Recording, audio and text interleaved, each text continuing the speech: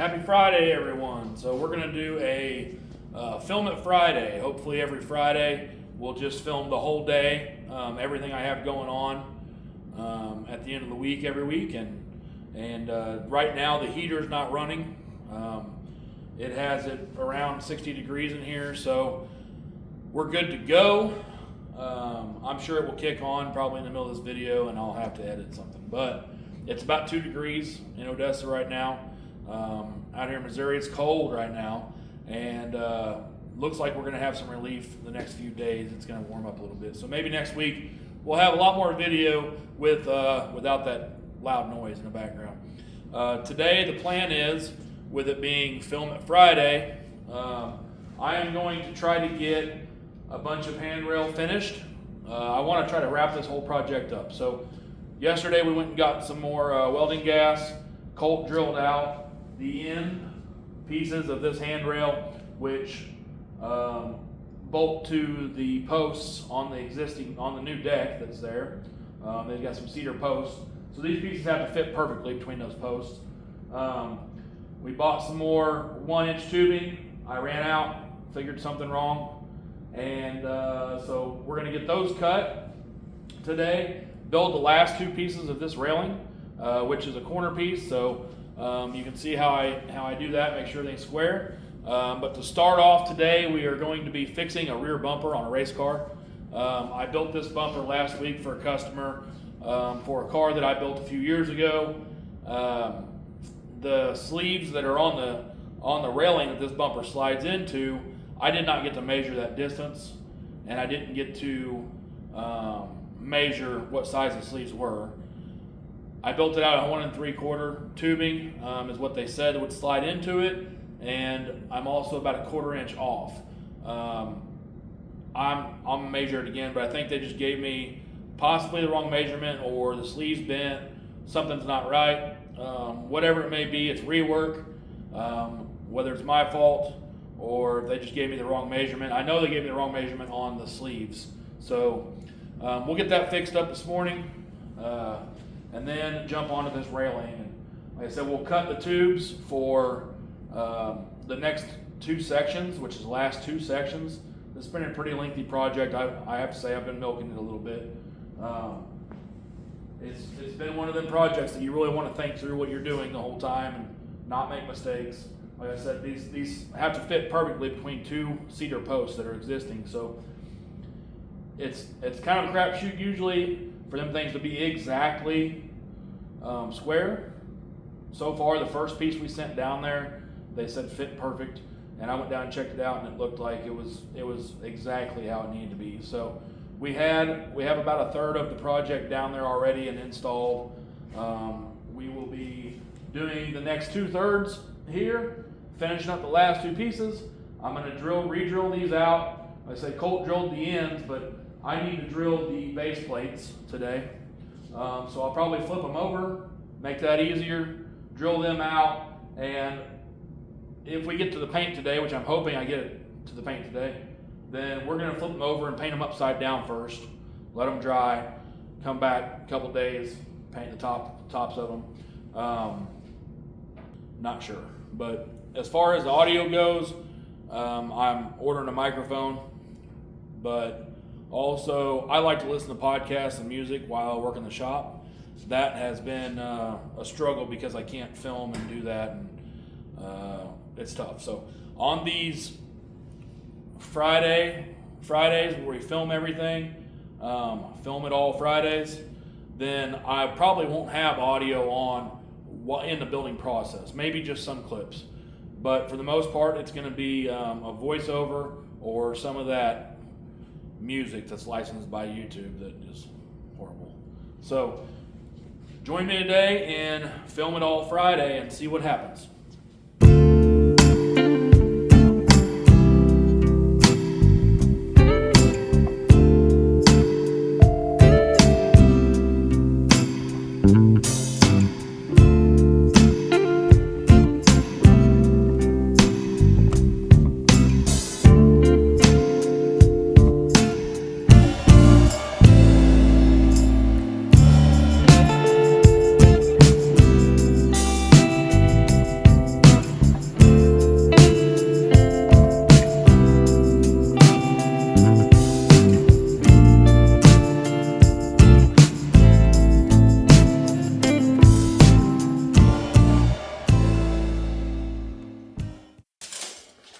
cut 4 at a time. We have four in each section of railing. We got 2 railings to do, so they're both different lengths. 2 sections of railing to do. So one of them's going to be 88.5. We'll see if repeating my measurements on camera, maybe I can catch a mistake that I make. But the measure twice, cut once is a great old saying, but it's something that might be cliche to some people. I actually use it. I'll make a mark on my tubing, whatever I'm cutting, and then I will put it in the saw, clamp it up, measure it again.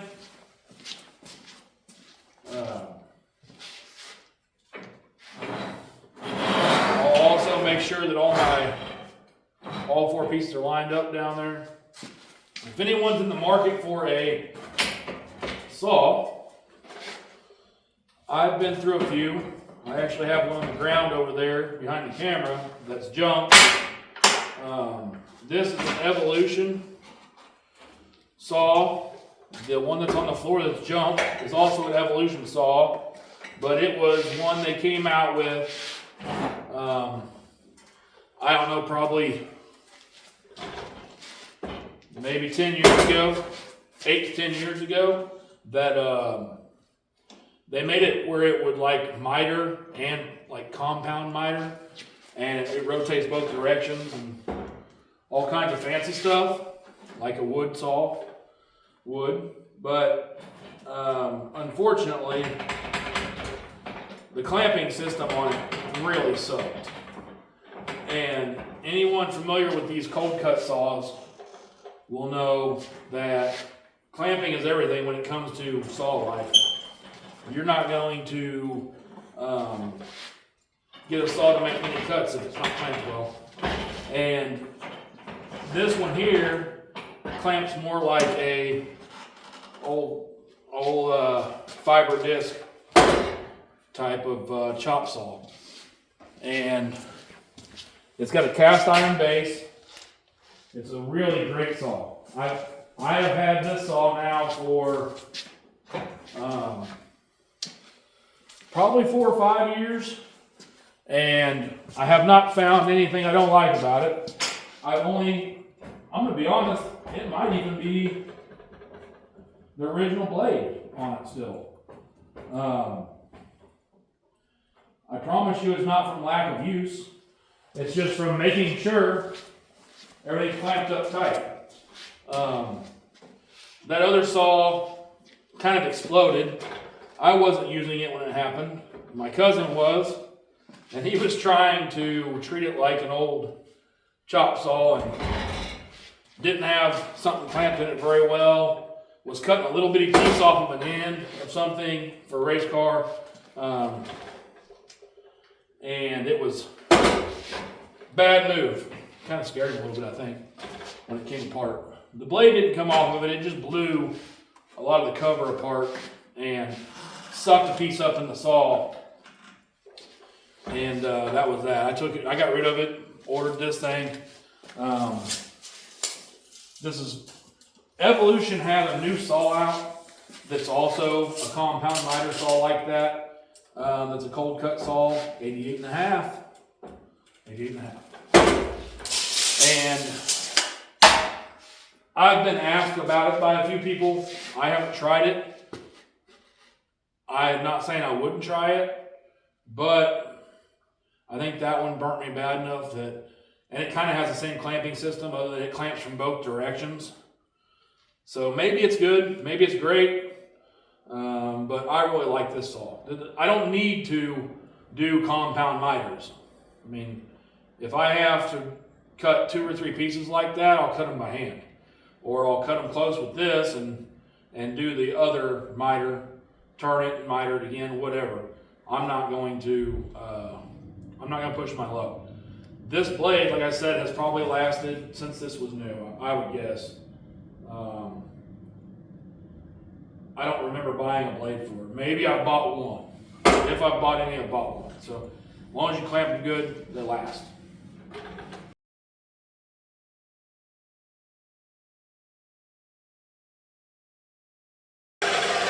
Something we haven't touched on. Safety in this shop. When Colt's working out here, I make him wear safety glasses. I have steel-toed tennis shoes on. They're way more comfortable than boots. Until I get a boot sponsor, I won't wear boots. But the reason I bring this up is I'm really good at safety squinting. Right? I don't look at the saw, I look away. I've got everything clamped, my eyes are shut, I'm looking away. Way better than just having glasses on, because then you trust the glasses too much. And you still get stuff in your eye.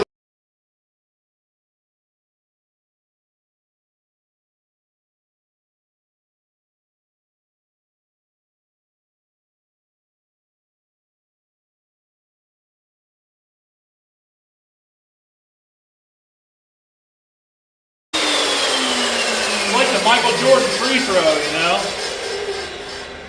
Also, another tip of these. Keep them down till the blade stops. If you bring that up while that blade's spinning, you're going to knock a tooth off. Alright, so this is our first piece we'll be building. First section we'll be building. Grab the next four for the next section. Like I said, these are going to be a 90-degree angle. It's a corner, so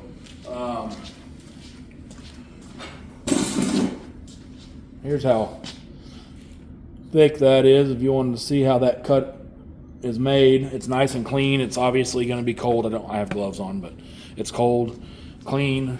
Got a little bit of cleanup on them, not much.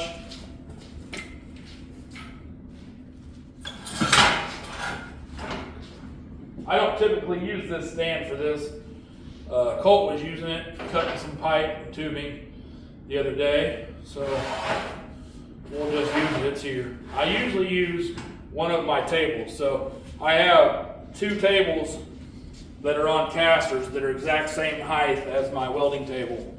I know people are going to say that's not very precise because your floor could have waves in it. Yeah, that's true, but I have not found that I'm not accurate when it comes to handrails. And if it's a 1/8 inch out of whack, twisted and stuff, this stuff's thin enough, it'll move anyway. So that much anyhow. So I'm not gonna worry about that. I think it's all right. I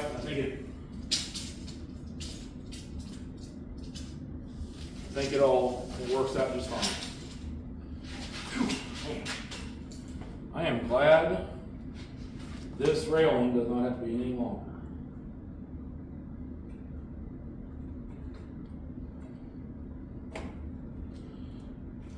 Because we would be having to go get more tubing. Right side, we aren't gonna have much drop. Tubing's under there.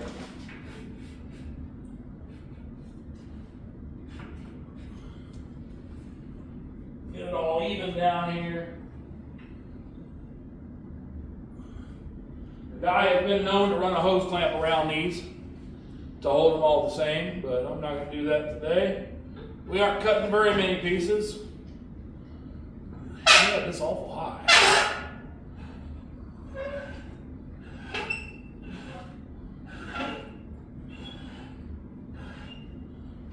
Now we're sitting flat. But I would run a hose clamp around them, hold them all together, keep them even. Today I'm just going to walk back and forth, I guess, multiple times. Once I get it clamped up, go check it again and all that good stuff.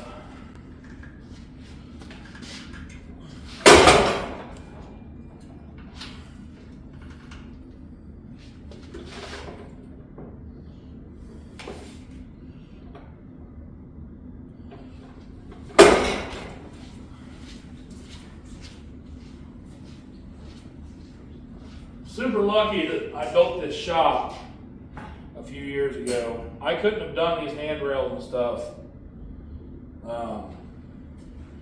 I couldn't have done these handrails and stuff before that. I did do some big gates in my old shop. And it was tough, real tough. There's guys that still working, that I see all the time that work in shops like that. My old shop was 24 by 24. And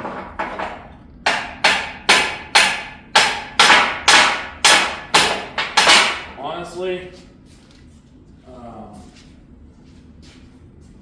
it could be done. It would just suck terribly. If you're familiar with Jimmy DiResta, which I mentioned in my intro video, he started out in a basement of a building in the Bronx, New York, and having to load stuff off the street down them stairs right in the Bronx, and having to carry everything back out to work on, because he did some projects that they weren't super simple or small. He did some pretty big projects that he had a heck of a time getting in and out of there.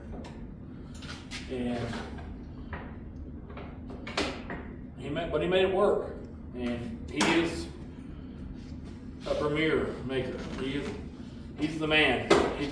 If he doesn't know how to do it, he figures it out. And he figures it out quick.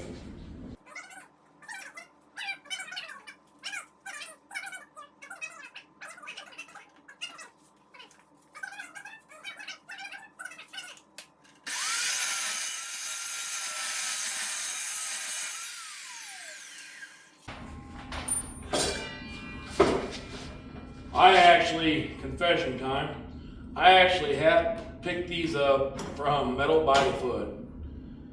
I'm pretty sure I paid twice as much as what I pay normally, but obviously you're going to pay for the cut, but that's not, when you're at that place, it's great that they have like the decorative stuff, that if we want to order decorative stuff, the shipping is crazy from the people that sell decorative stuff. So it's nice to be able to go to Metal by the Foot for that. Typically that's where I'll go to get barrel hinges and ornamental things. But rather than ordering from King's Architectural or something like that, they're out in like California. I think they have one in Texas. But being able to go to Metal by the Foot is great. It's nice to be able to do that, but if you're just going to buy steel for like what I do, it's horrible. It's expensive, and typically I go to a place called T&W Steel in Lee Summit, Missouri, about 25 minutes away, and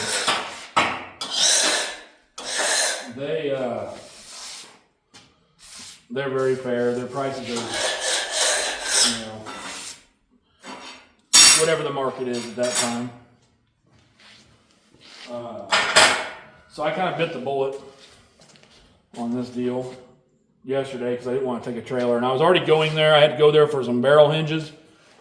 We're going to build some rocket stoves next week, and I had to have them for that. I also had to get some filler wire, or filler wire for the TIG machine that we're going to fire up next week, maybe even this weekend. So I just one-stop shop, went and got everything there, and I don't regret it, but because I didn't have to get the trailer out in 0 degree weather. All right, so if you haven't seen these, you get all them little birds on your welding table. Knock them right off. Them little BBs. Don't grind on your table and wear your table down. Obviously, this is nice. This is from Fireball Tool. Well worth the money. Everything he has is what I would consider very expensive, but everything he has is very worth spending the money on, especially if you're going to do this for a living. Huge fan of his products. He's very innovative, very responsive, answers if you call, as far as the business does, and he gets stuff sent out as soon as he can. So I really enjoy that tool. That's I don't have to get a grinder out every time I weld. I would love to have one of his fixture tables. Maybe you two will be able to buy me a fixture table from Fireball Tool. All right, so we got to get some 1/8" flat stock here.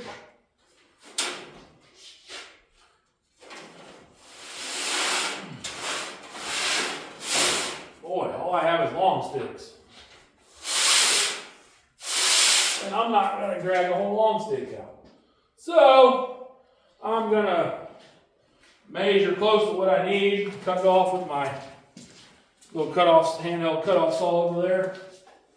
What we're doing is, hopefully you can see it. I better just check and see if you can see it. On the end of that rail, this railing is too long for a trailer to haul it down to that lake. So what we're doing is I'm going to make it to where the next piece that continues off this, which comes down and then angles over all the pieces we just cut. I'm going to cut a flat piece here, 2" by 1/8". I've already figured it into my math for the distance we need to cover here. I'm going to put that on the end instead of one of these tubes, or instead of one of these 3/16 pieces. We're just going to go 1/8". I'm going to drill it and put probably nut certs on here. We may have a little gap with nut certs instead of tapping it, but this is 1/8" wall, and I don't want to just tap 1/8" wall. I'd rather put a nut cert in it. So we'll put nut certs in it. That way the next piece will just bolt up to it. There won't be much of a gap. Luckily, the only piece that we have to do this on is all the way on the back side of the deck, the furthest section away from the door that goes onto the deck. So it won't be super noticeable. I'd say the right way to do this would have been build it to where I welded it up on site, but that's not how we're doing this project. And it obviously wasn't in the quote for me to do mobile welding on it. So we're going to build it to where it can bolt up. The next section is going to be 80, we cut them for 88.5 and 119.5, but truly it's going to add onto that, like the total length of that's 206 inches. So you could possibly get it on a trailer. You could get it on a 24-foot trailer. But the leg that kicks off, it's 119 inches. 119.5 plus 2" post, 2" post, so around 124 inches. Well, a trailer outside fenders is 103. We're not going to do a wide load just for that one leg to come off. So instead, it'll be turned on the trailer. It'll be 88.5 plus the 4" or plus 1/8". It'll be 90 inches or whatever. So that'll fit on the trailer wide ways, and then you'll have your 119 running down inside the fender. And of course, those pieces over here are all, 83, like 15, 16 foot. So they go on a trailer. Hopefully these can all go down in one load, the next load.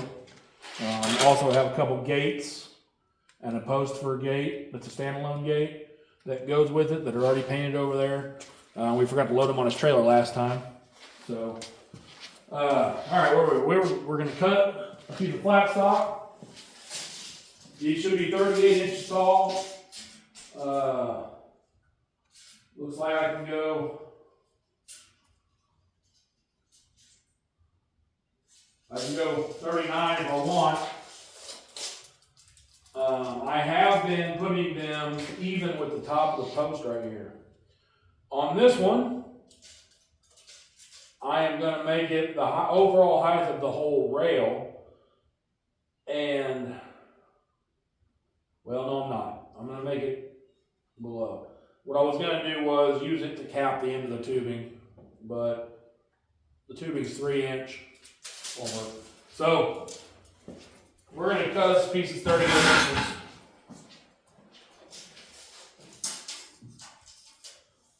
Or at least close. A little over 38, that way I can put it on in the saw over there.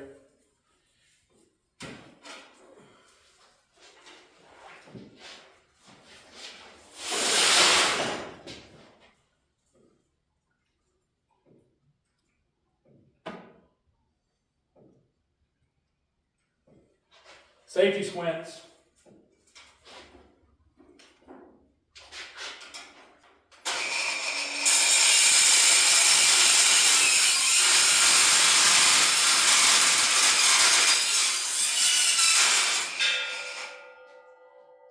Safety squints off.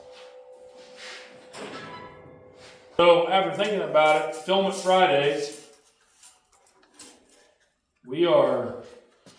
that's going to be an 8-hour video, right? So that it can't work. So I'm going to cut a bunch out. We're going to try to keep it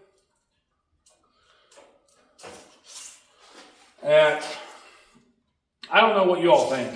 I think an hour-long video is long. But then again, I think about it, I watch Vice Grip Garage. Outstanding channel if you guys like cars. Even if you don't like cars. He's amazing. He's awesome. I love watching him. He's a real dude. But his videos could go 2.5 hours sometimes. Maybe not that long. Hour and 45 minutes. But, I watch every second of it. So, thinking about what I do, when I sit down at night to watch TV, YouTube is my TV. So, there's shows I watch, obviously. There's a lot of shows I like. But at the same time, the content on YouTube and the things you can see on YouTube, in my opinion, are a lot more wholesome than things that are on TV. Safety squint.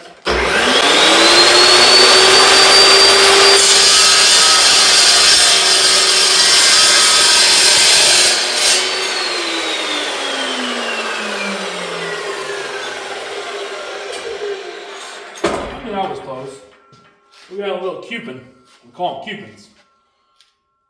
Colt welds up all the cupins. That's how he gets his welding in. He'll just randomly say, "Dad, can I go weld?" And he's hitting the cupin rack over there. All right, I'm not going to drill these yet. I was drilling them before, all in this together, but this one, since we're going to be doing nut certs and a whole thing, then I'm not going to. It's a square tubing out of scrap pile to clamp this to, because if I don't, and I weld our 1-inch to it, it's going to be all wavy and goofy and crappy looking. So I'm going to grab a piece of 2-inch for that. So the last pieces I did were much shorter than this, and we may,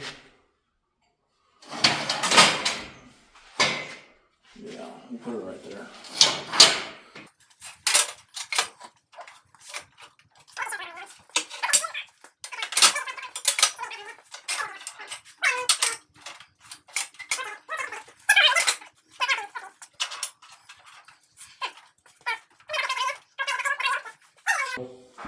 It does all right. It stays there. I really messed up my wrist yesterday. I was trying to load that big old gas bottle by myself. Because, the 14-year-old already got the truck. Probably because I told him to. I don't know. And actually it was because I told him to. And I was struggling trying to get that bottle up there. Boy, I about dropped it. I did kind of drop it a little bit, but from a foot or two. The guy from the gas place was busy talking to somebody else, He could have helped me. He did help me in the end. At the end of the day, he came over and helped me. But, boy, it hurt my wrist, something fierce. And I don't know what I did other than just strain it probably.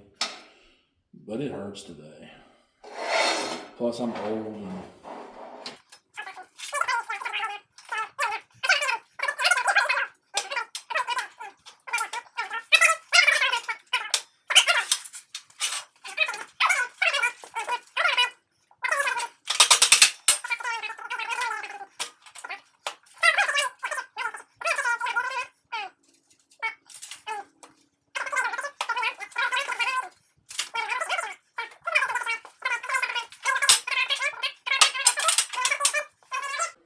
rinse and repeat over here. I know what you're thinking. You're thinking too hard. You're thinking there's no way you're going to get everything squared up doing it that way. And there's no way that just clamping a couple fireball squares on each end, I forgot where the camera was, there's no way you're going to get it square. Well, thanks to Fireball Tool, you're wrong. Once I clamp these up and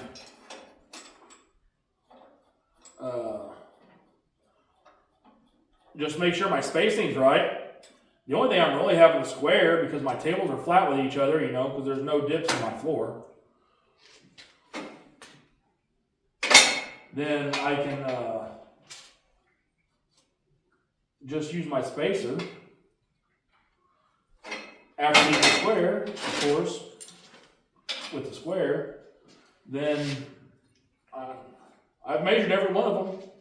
I've checked corner to corner every time. They're square. Here's the other thing. As long as they're not wavy, they still look good. And it sounds like I'm saying something doesn't matter in a quality way. As far as quality goes, that's not true. I'm just saying you're thinking too hard about this. You're too worried about things that I already know are going to work out just fine. Okay? So stop worrying so much. Alright, so I got this how I want it. Now I'm going to clamp down my 2-inch tubing, because I got my gap set to my fixture. Really, I don't have a fixture. My fixture is these 3 pieces of 1-inch tube. Honestly, they're not doing anything for me other than giving me a quick spread of where I need to throw everything. Right now, the only thing that matters are these 2 top runs. Essentially, the only thing that matters right now is the topping, right? I'll tack it up, get it all where it won't move. I'll make sure this is tight in here. Right now it's not, so I'll pull that back a little bit. It's not even on my fixture, but that doesn't matter. I've got my distance from the top to here right. If I pull this back to here, then I got this gap right. Same thing, so on all the way down. I'll tack, tack, move this, tack, tack, move this, tack. So my spread's all right.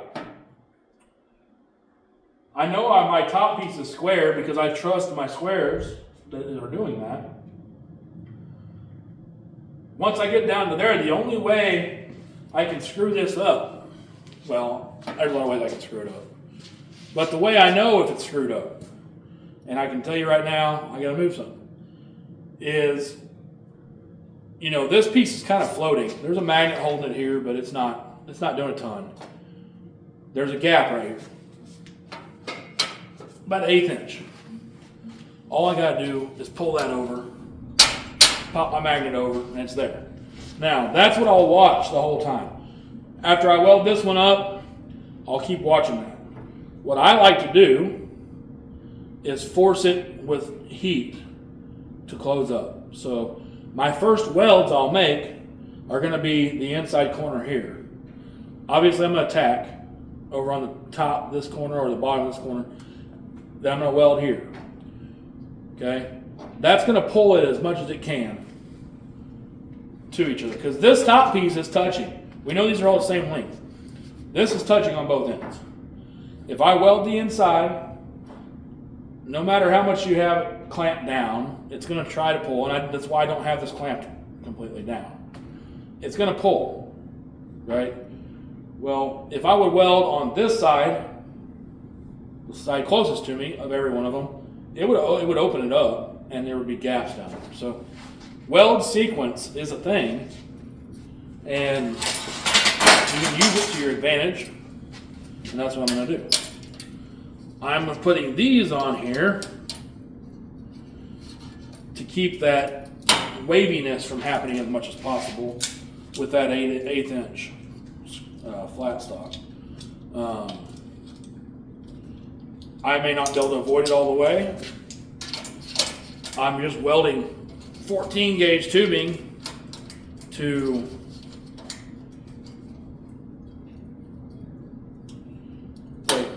11 gauge. I think I got 11 gauge tubing. I got that all mixed up early. This is 11 gauge. Originally I used 14. 14 was even better. Should have went 16. 11 gauge. I'm welding 11 gauge to 1/8 inch flat stock, which is about 11 gauge. Pretty close. I don't have to be super hot. So I'll run some somewhat cold welds that are still going to weld up solid. You'll never get them apart. The material's still going to break before the weld does.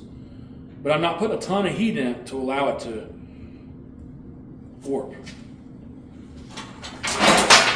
A lot of that today. I'll just put this on each one, between each one of them for now. This seems like a lot of crap just for a section of railing, right? But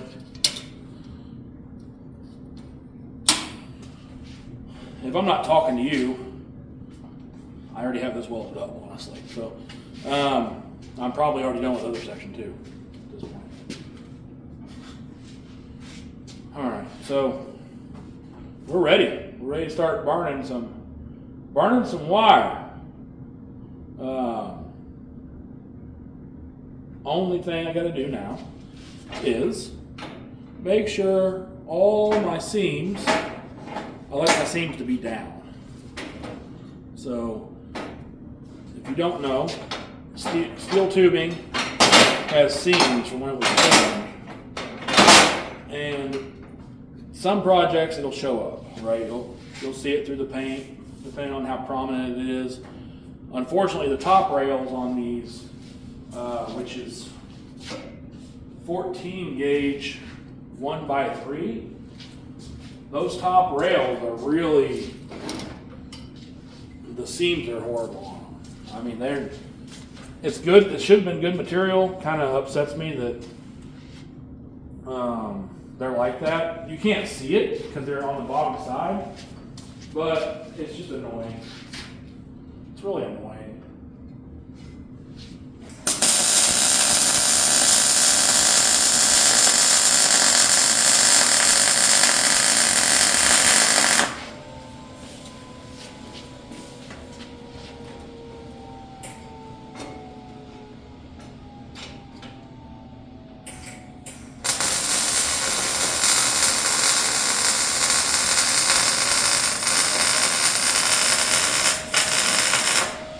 Man, it's quiet in here. Somebody turn on some, like, Aretha Franklin or something. Come on.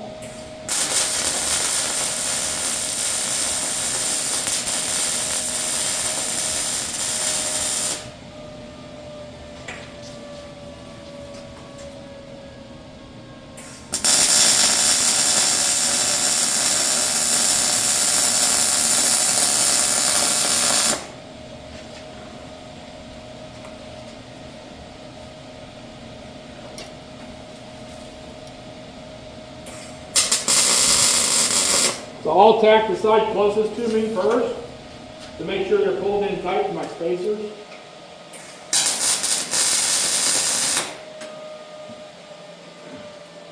And then I'll reach around and weld the back side of them. So like I said, pull these in as much as I can.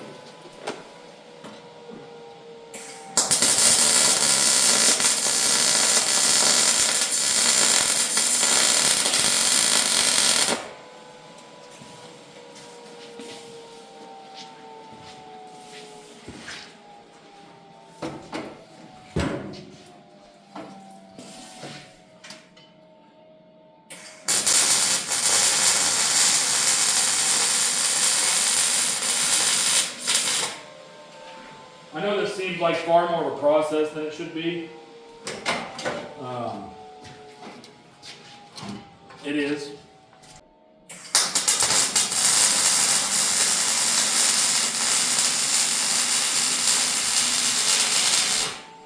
It would be cool to put a welding helmet on the old camera.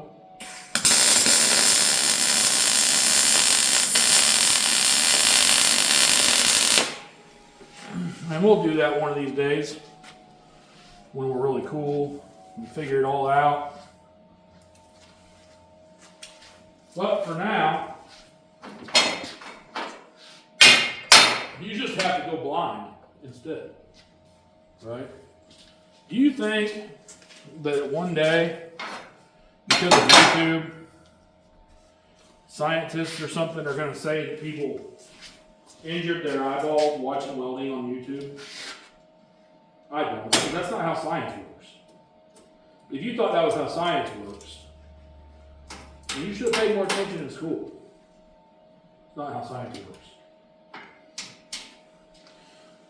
UV rays do not transfer through the camera lens. As far as we know.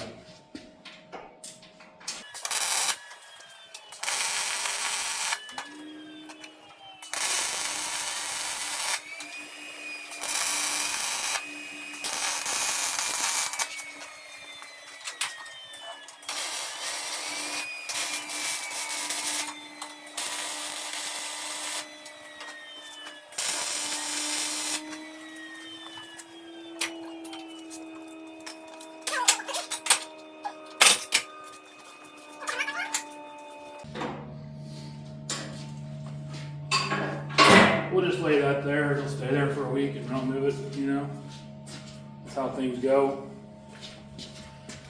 It'll find its way back to its home one day. And it'll be like, why didn't I just put that up? Well, idiot.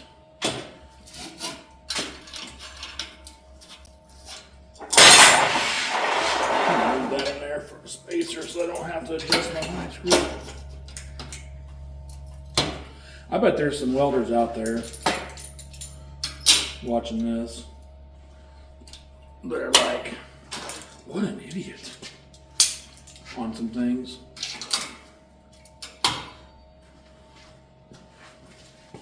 Judgy Judies. That's what you guys are, a bunch of Judgy Judies.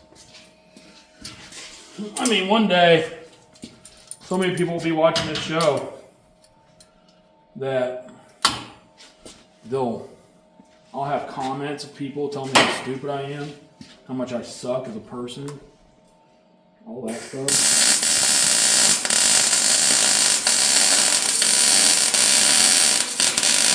Look at this as a welder. How much I suck as everything. You guys can watch me coach for a minute tonight. Sorry, I was loud. And you ever want a chance to tell me how much I suck at that too.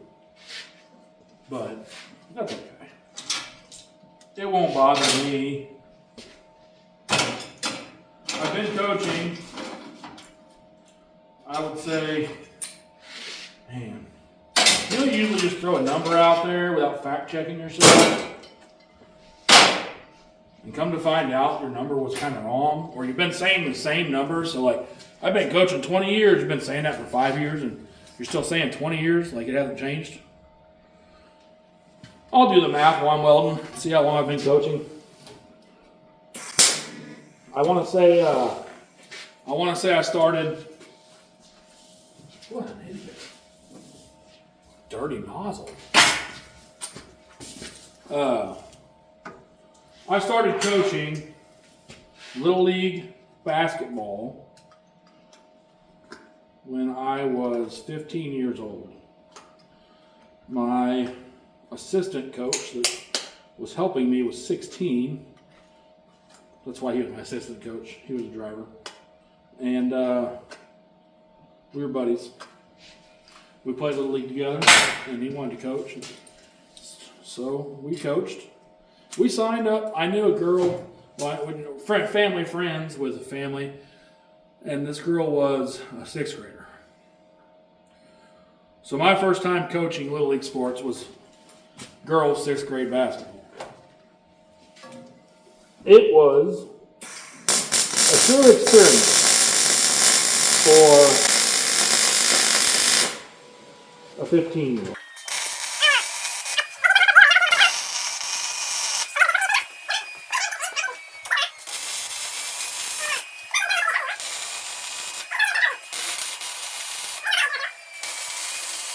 So,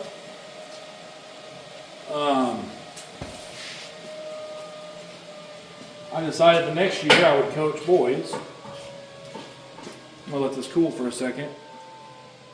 And the boys I coached were 7th, 8th grade together. So if you didn't make the 8th grade middle school team at that time, there was no 7th grade middle school team. So if you didn't make it the 8th grade team, you could play in 8th grade Little League. And if you were in 7th grade, you played with them. So that's the league. That's the age I coached, I think. And the kids that were on that team now they were so close to me in age. You know, I see them at events. Like we had a dinner event last week for raising some money for our local park and rec to build a new park and civic center and stuff. And I see one or two of them there every year. And obviously I see them. I live in a small town, so I see them all the time. But I don't know, it's funny that, I could be coaching their kids right now, you know. So I would say I was 15, I'm 40 now, so 25 years. 25 years is how long I've been coaching. Funny thing is, I said I was done coaching. I coached Little League football through my son's Little League years, and I said I was done after that. Wasn't going to coach anything else, and then I got kind of voluntold I was coaching basketball again that following year after his last Little League football season. So I did that. And then 2 years ago, that was 3 years ago, so then 2 years ago, my daughter played basketball, and I guess that was 2 years ago. My daughter played basketball 2 years ago, that's next season, whatever, I don't know, whatever. And I didn't coach, and it was amazing getting to sit in the stands and watch my kid play basketball. It was the first time I got to do that, and it was a whole different experience than having to be on the field / court with them and actually getting to enjoy it. And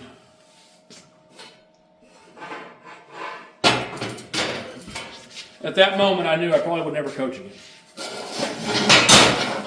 Fast forward to this year, her team is a 4th and 5th grade girls team, and I'm coaching again. Hopefully this is my last year. I guess I will do it next year if I have to, but I'd prefer not to, I think.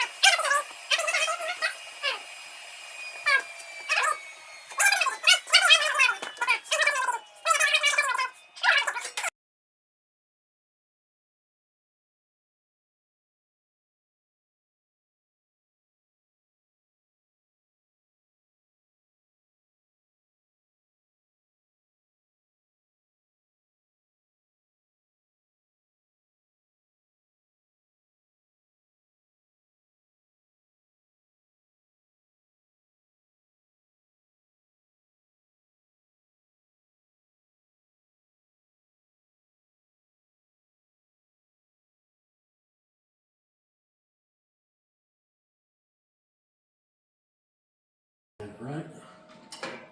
Don't tell me I did this upside down. Oh, I have to do it upside down. Yeah, I have to because of the corner it's making. This is the top now.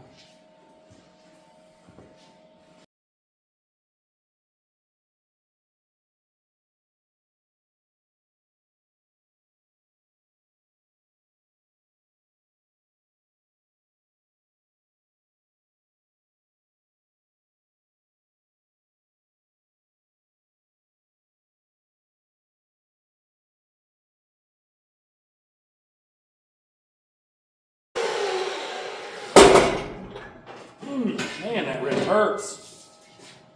That wrist hurts.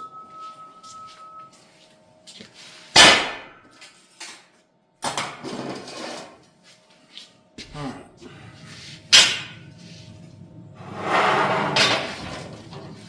I did find out I had a couple months ago, I had a tennis elbow. And boy, that'll just about cripple you, won't it? Luckily, it was my offhand, and I just, felt like I had a claw arm all the time. And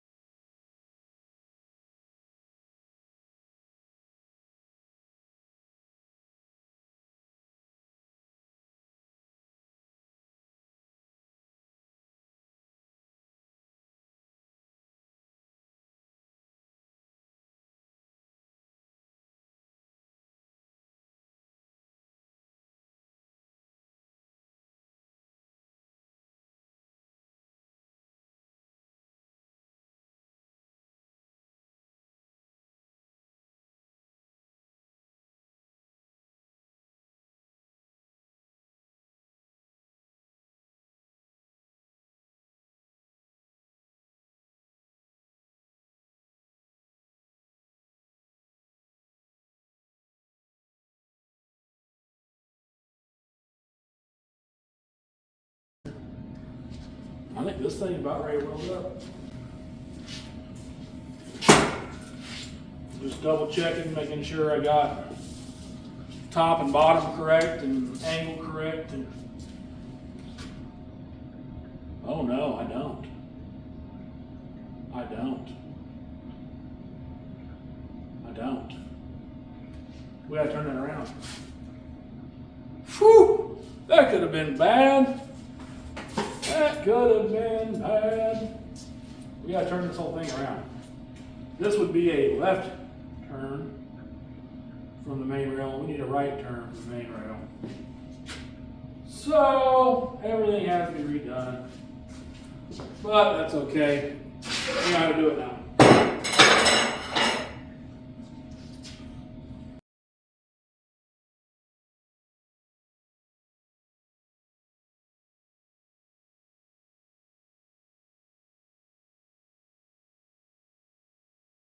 Can I do it? Ooh. Ah. That could have been bad. Ah.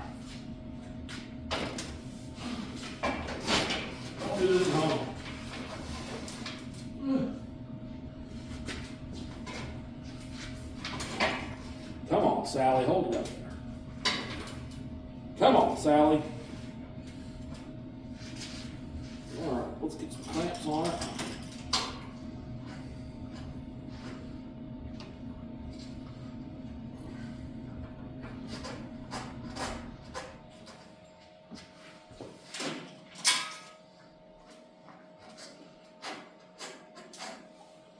Whoo!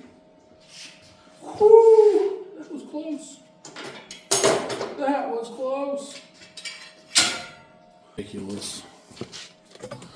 Ridiculous.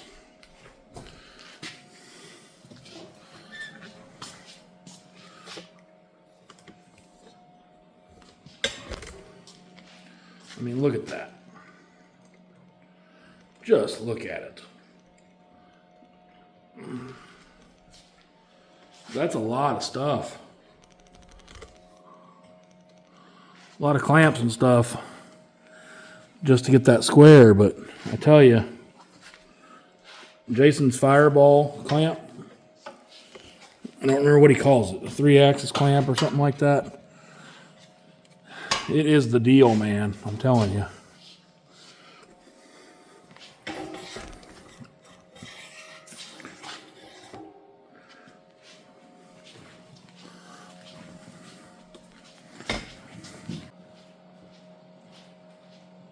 I watched a little bit of what I shot this morning, and it's become obvious that we definitely need a microphone.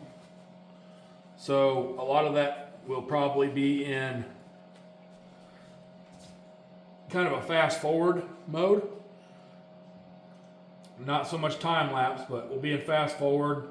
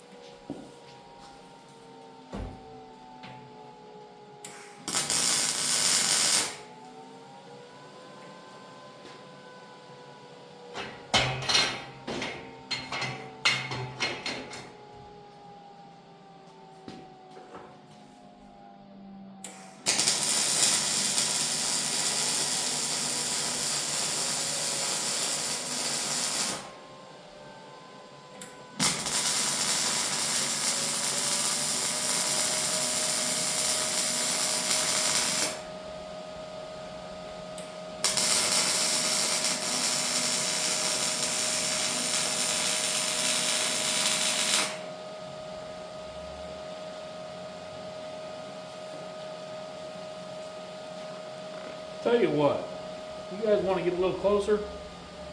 See a little more of this?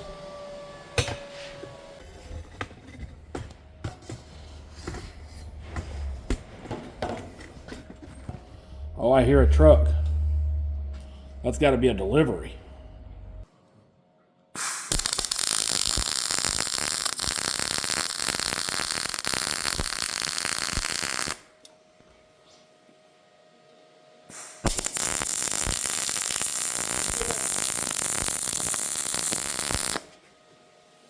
Hey! What's up, Josh? What are you doing, buddy? Working. Are you? Yep, I didn't know you drove for them. I did. About 4 years now. Hell And I heard you in here, so I thought I'd say hi. Yeah, hell, I'm shooting video. Oh, I'm sorry. No, you're good. Don't bother me. I get to edit it and shit, so. Oh, okay. But, no, I was like, man, what the hell do you order this heaven? Yeah, I wonder. I ordered a lot of shit this week, so. So you're saying I'll be back? Yo, I hope so.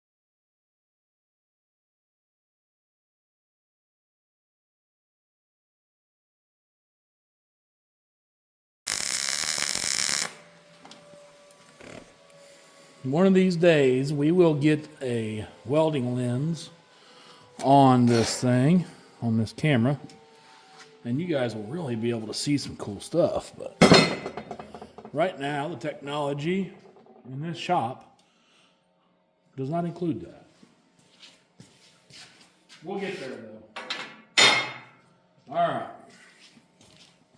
So we have this side welded up, and we can unclamp everything, and we will make the one weld on the end where the clamps are all at. And then we're going to have to flip it over. So that will be interesting.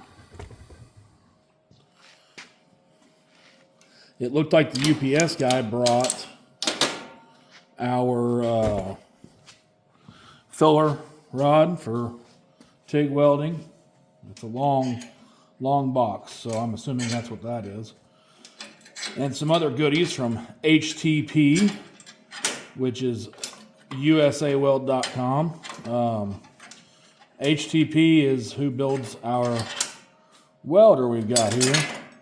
It is let me try to get this right, American company. I know that for sure, out of Chicago. Kind of family business. They do a heck of a job with customer service, I can tell you that. And I believe it is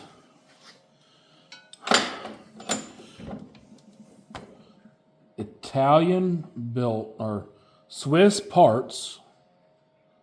Sorry, Swiss built with Italian parts, or Italian built with Swiss parts. I can't remember which. But really good machine. It will do. It'll do a lot of things that will do some things that your common MIG welder, wire welder won't do. It will weld aluminum. I do have everything to do that with aluminum MIG, not with a spool gun, but just through a good gun. I just have never done it yet. It also has pulse, so it's a pulse machine, and you can do really thin stuff with that, or really thick stuff with that.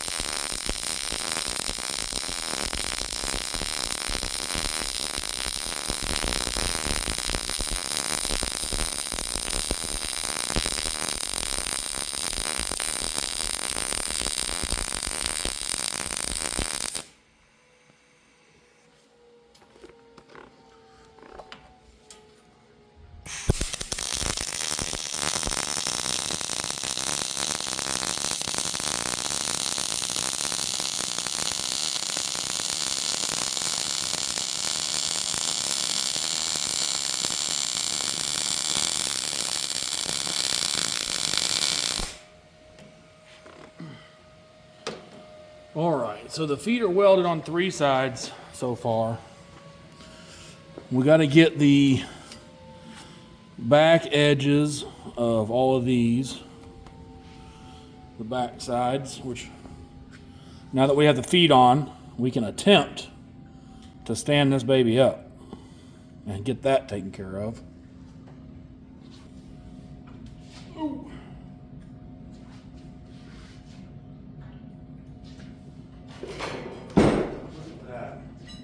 We got her did.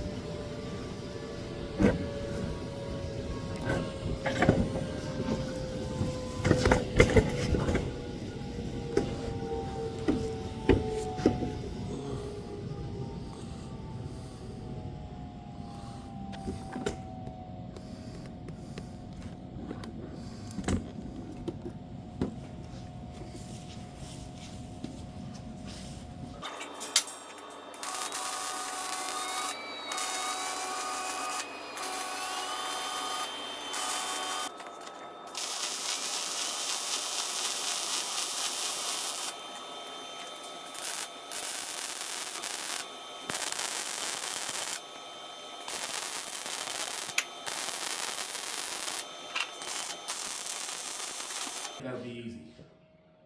Yeah? Let's do it that way. Oh, it's heavier than I thought. No, I'm just kidding.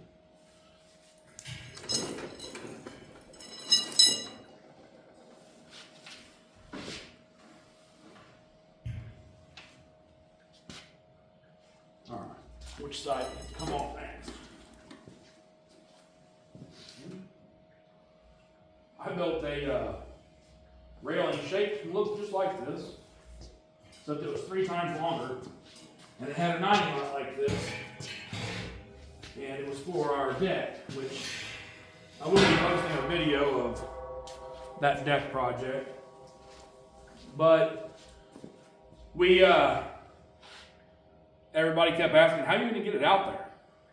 You just, like this, a little bit at a time, right?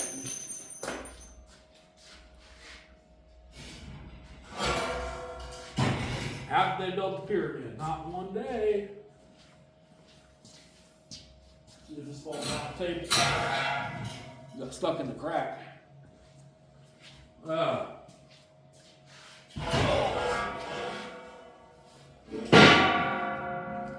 on the ground.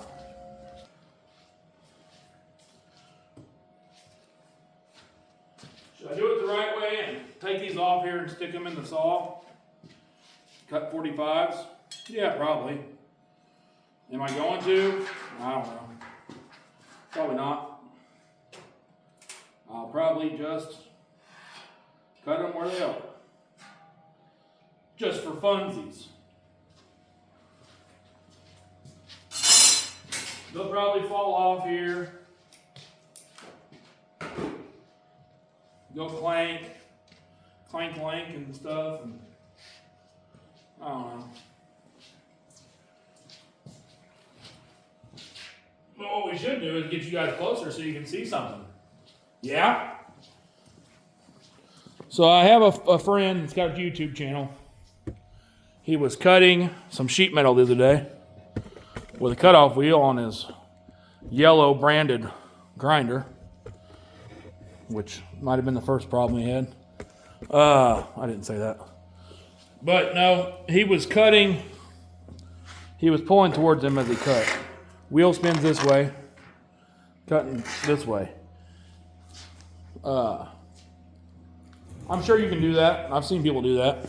It was not the right way to do it. The right way to do it, you'll go through less blades, start here, score it, and then work your way through the material. Let the cutoff wheel do its job. I've had this on there. This cutoff wheel has cut hundreds of feet of material.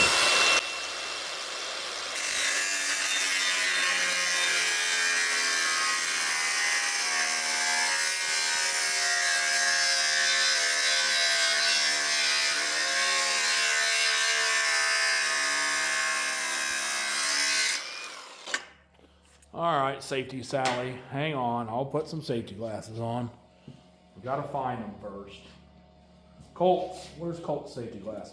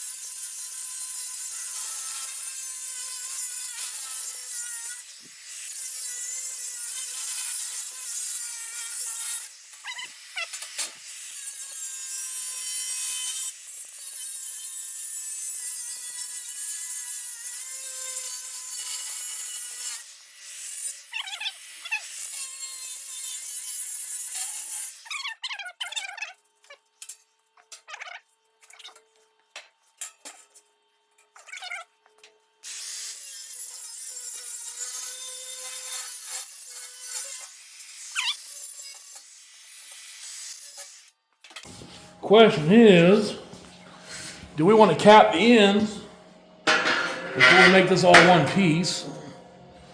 I don't know. You probably should.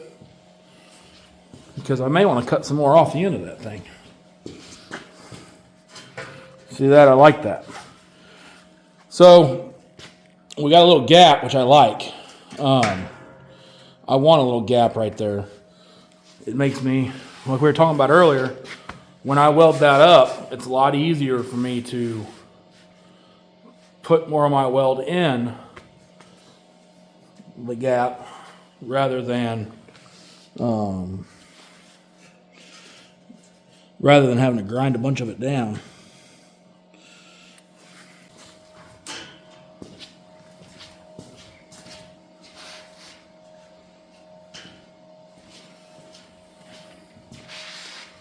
Sounds crazy, but so did battery-powered tools 100 years ago.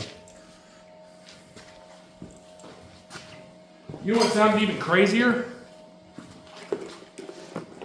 Just 40 years ago? 30 years? Even 30 years ago. I remember. You know what sounded even crazier? Bottled water. Why would anybody buy bottled water back then? I mean, if you'd have told people that they were going to be buying $3 bottles of water that are pretending they're from a waterfall in Africa or something.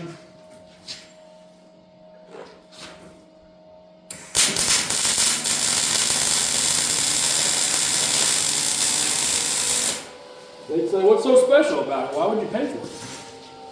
Absolutely nothing. Convenience. That's all. That's literally all you're paying for.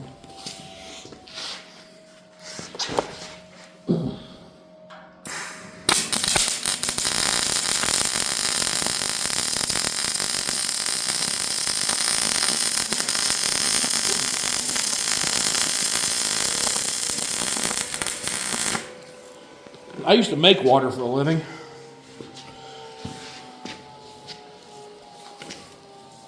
I can tell you that bottled water ain't no better for you. Unless you live in Flint, I guess.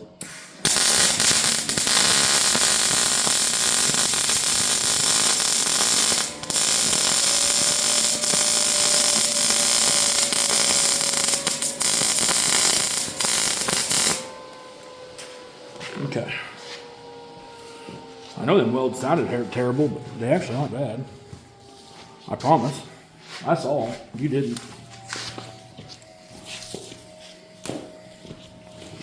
All right.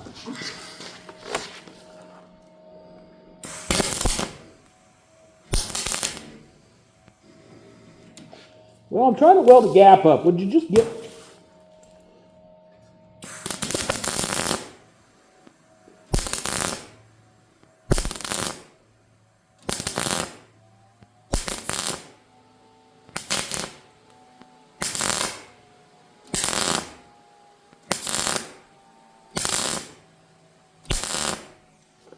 Some would say that's caused by bad fitment.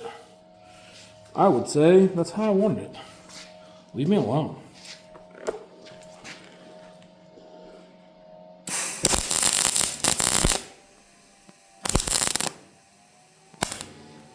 Well, I got to get my liner right. It's not the welding part that's the problem. It's the liner part.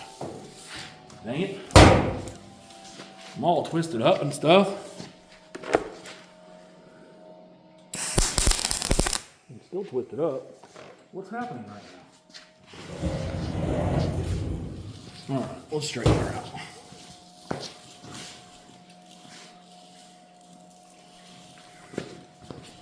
Just all of a sudden, my welder's like, no, I don't want to do that. I don't want to weld a gap.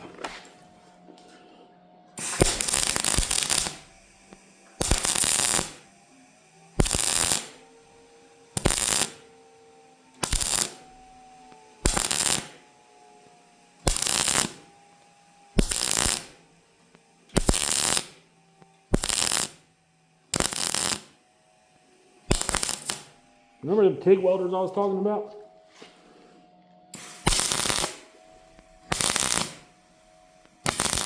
That'd be handy right now.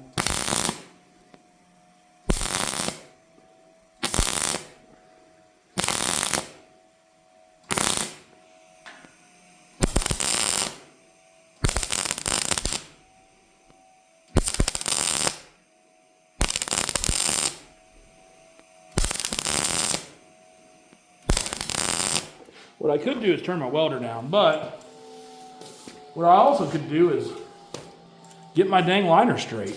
I mean, that's really the problem right now. I might need a tip though.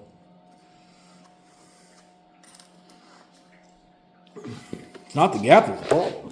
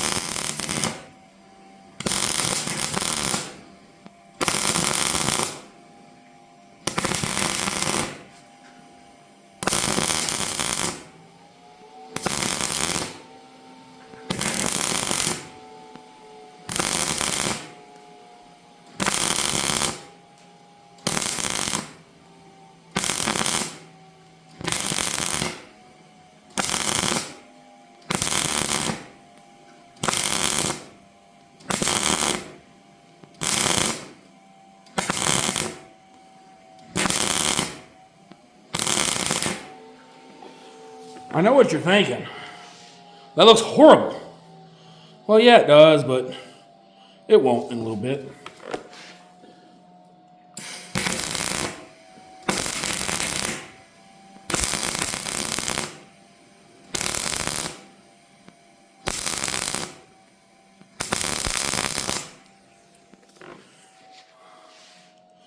Let me go ahead and get rid of that while we're here. While we're here, let's just get rid of it.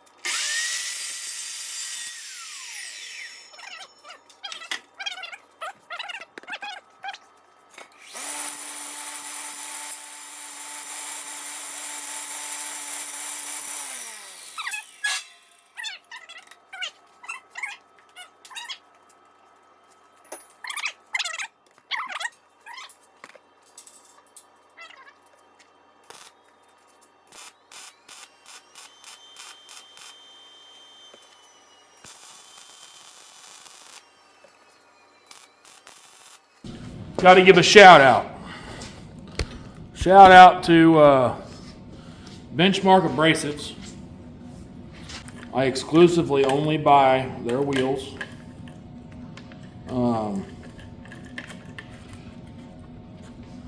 I'll put a link in the description too for some of these. They last as long as any I've ever found.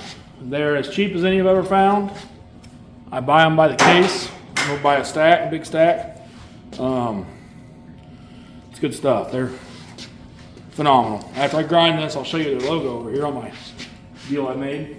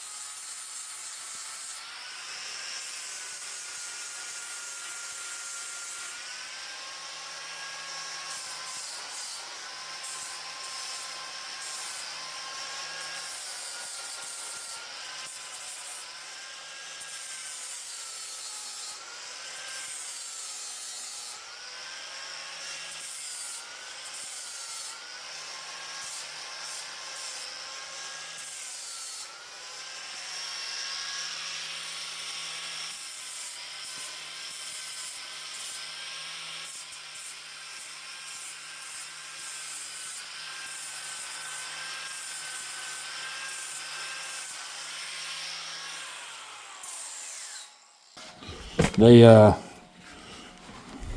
a lot of cool stickers, but there's their logo right there.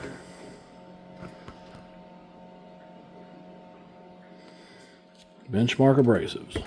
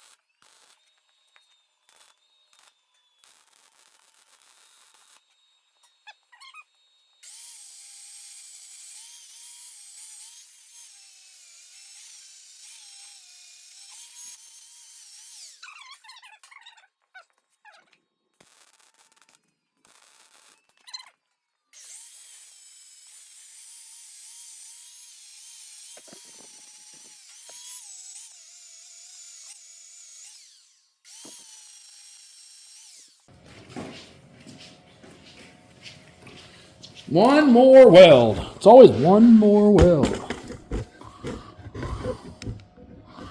And then this thing is done other than drilling holes.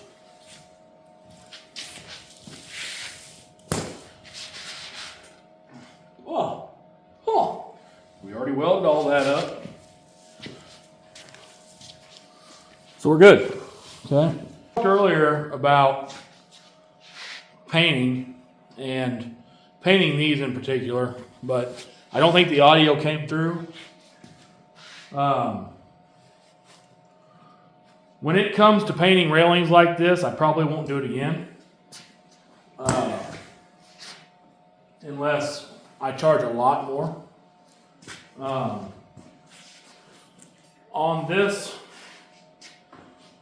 On these railings,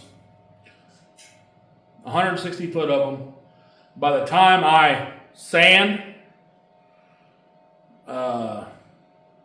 wire wheel, wipe them down, use chemicals to wipe them down, whether it's thinner or whatever I may use. I use thinner, I use some, I don't know how to pronounce it, starts with X. But anyway, by the time you do all that, wipe it all down, and then paint it, right? Paint's not cheap. That's a lot of paint whenever it's not a big flat surface. It's a lot of different angles. I would say on this 160 foot, next time I will charge a couple thousand to paint it at least. I would probably check into powder coat, see what powder coat cost, and maybe take a little bit off that. So that they do have a little bit cheaper option. But to be honest, that's the worst part. If I was just welding these, just fabricating, I wasn't cutting them, I wasn't cleaning them, I wasn't sanding them, painting them, they would have been done so much sooner. It's nice to have all the fab work out of the way other than drilling some holes, which we will do next. But it's a killer, man. It is a killer to have to paint these things. So keep that in mind if you do any projects like this. The painting option is normally not going to kill the deal. Man, that's smooth. If you say you don't want to paint them, they can find somebody to paint them. That shouldn't knock you out of it. The worst thing you can do is say you'll do it, charge them for it, not enough, and then not have a good quality product. And that is, my biggest worry, right? I don't want to have a bad product that makes me look bad because I should have said no to painting it. Luckily, we're using good tractor enamel. This might sound like nailed on chalkboard. We're using a good painting enamel, but at the same time, it's super expensive. It's not cheap. And I'm not using a paint gun because there's just too much cleanup. My shop's not built for that,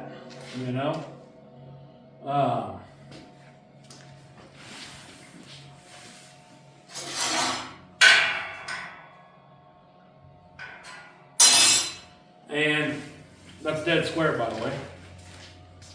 I'm just double checking. I just don't,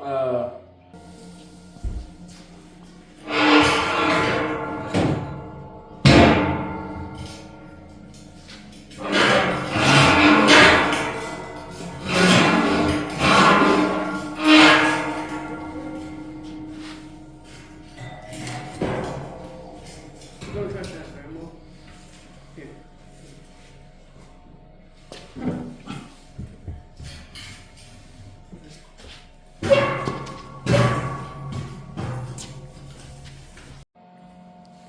all right, so we're gonna do nut inserts, whatever you want to call them. We're gonna just put a hole in between every one of these rails, 1/4 inch, because it's gonna be a 1/4 inch bolt. The heater may kick on and start to get cool in here.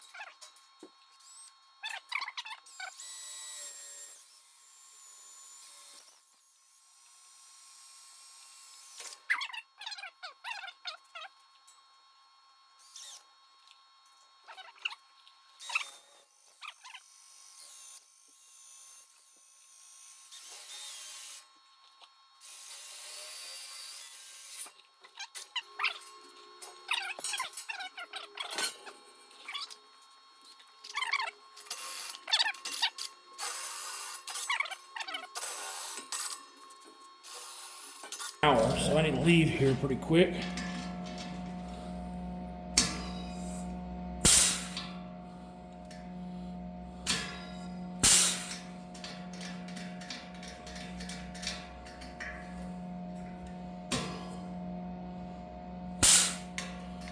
like it. Felt like it set good in there. We could probably squeeze them a little more, but I don't want to break anything.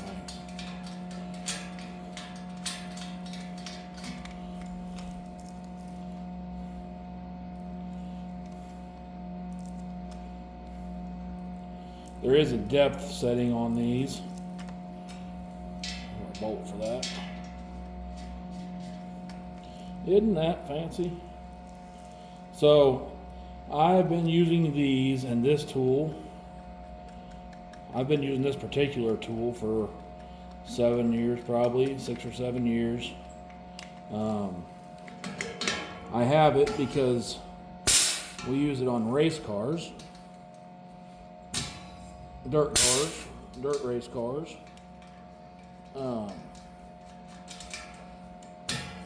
To make body panels removable.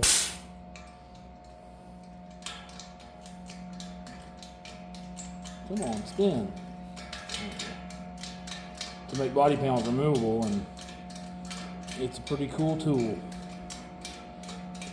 They're not that expensive, not like you would think for this little air one.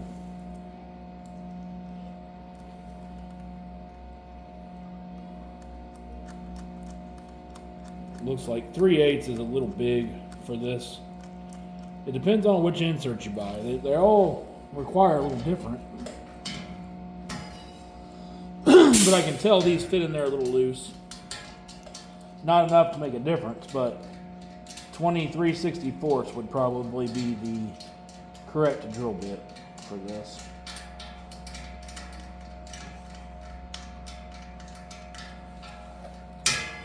I'm just getting another bite on them. Air compressor's liable to kick on any minute.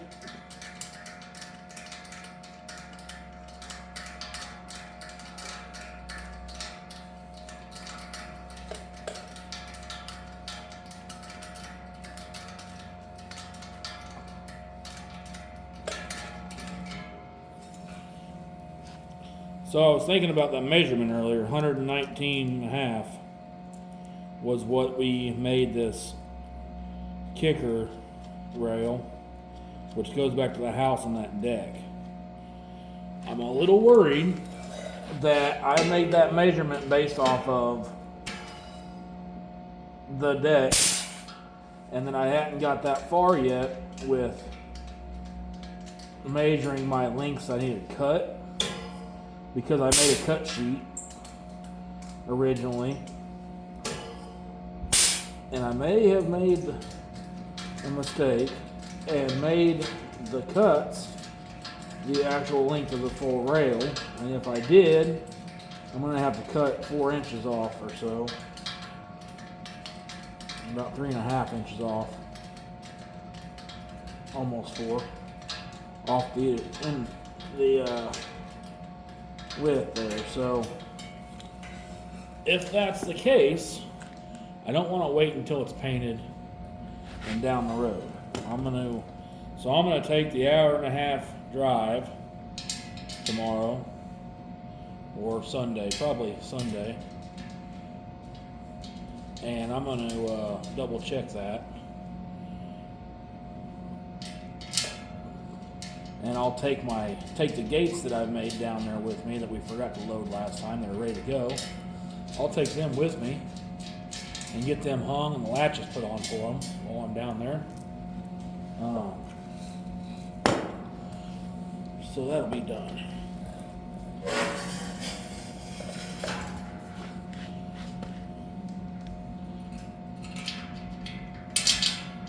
I'm going to get them all started before I tighten any of them, if I can get them all started.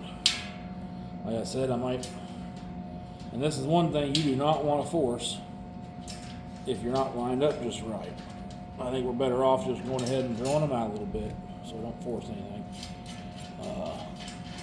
They don't have to be exactly 1/4 inch on this deal.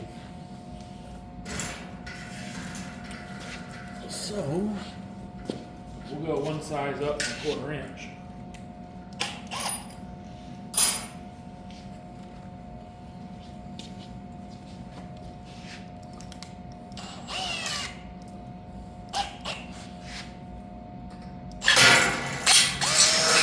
since I'm not installing these,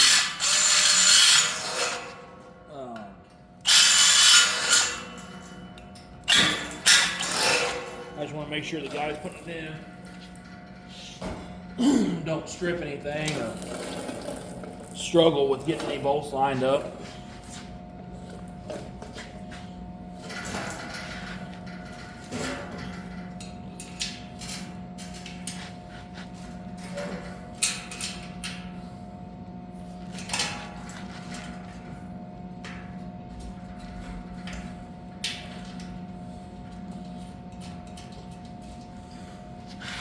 If these are tightened with an impact, they can spin those inserts if you're not careful.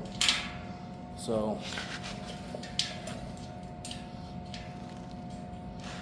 what I'm thinking is, although I'm not supposed to be the one installing them, this particular piece I may go down and do the install on. Heater's about to kick on, so you're about to lose some audio.